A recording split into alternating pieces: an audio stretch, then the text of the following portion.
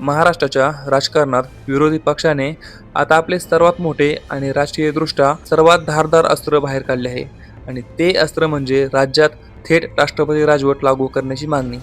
काल शरद पवार आणि उद्धव ठाकरेंनी एकत्र येत सरकारवरती एक मोठी तोफ डागली आहे. देवेंद्र फडणवीस सरकारच्या काळामध्ये राज्यामध्ये कायदा आणि सुव्यवस्था पूर्णपणे कोलमडली आहे, असा थेट आरोप करत त्यांनी राष्ट्रपती राजवटीची मागणी केली आहे. मुख्यमंत्र्यांसाठी हा एक मोठा राजकीय आणि प्रशासकीय दबाव निर्माण करण्याचा प्रयत्न आहे. पण इथे एक अत्यंत गंभीर आणि वास्तववादी प्रश्न उभा राहतो.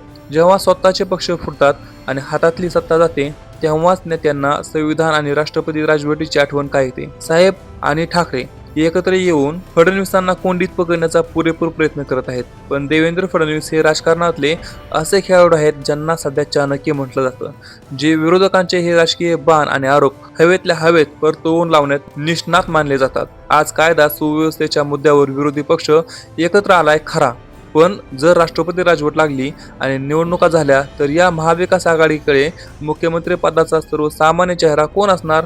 या एकाच प्रश्नावरून राज्यात पुढचा राजकीय संघर्ष उभा राहू शकतो. राष्ट्रपती राजवटीची ही मागणी जनतेच्या हितासाठी आहे की हरवलेली सत्ता मिळवण्यासाठी सुरू असलेली नवीन खेळी? राजकीय स्वार्थासाठी चाललेल्या या आरोपा प्रत्यारोपाच्या खेळामध्ये सामान्य माणसाच्या प्रश्नाकडे मात्र पूर्णपणे दुर्लक्ष होत आहे. तुम्हाला ह्याबद्दल काय वाटतं? महाराष्ट्रामध्ये खरंच राष्ट्रपती राजवटीची गरज आहे का?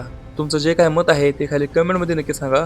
त्याचबरोबर आजच्या व्हिडिओमध्ये फक्त एवढंच. आपण भेटूया पुढच्या व्हिडिओमध्ये. तोपर्यंत जय हिंद, जय महाराष्ट्र.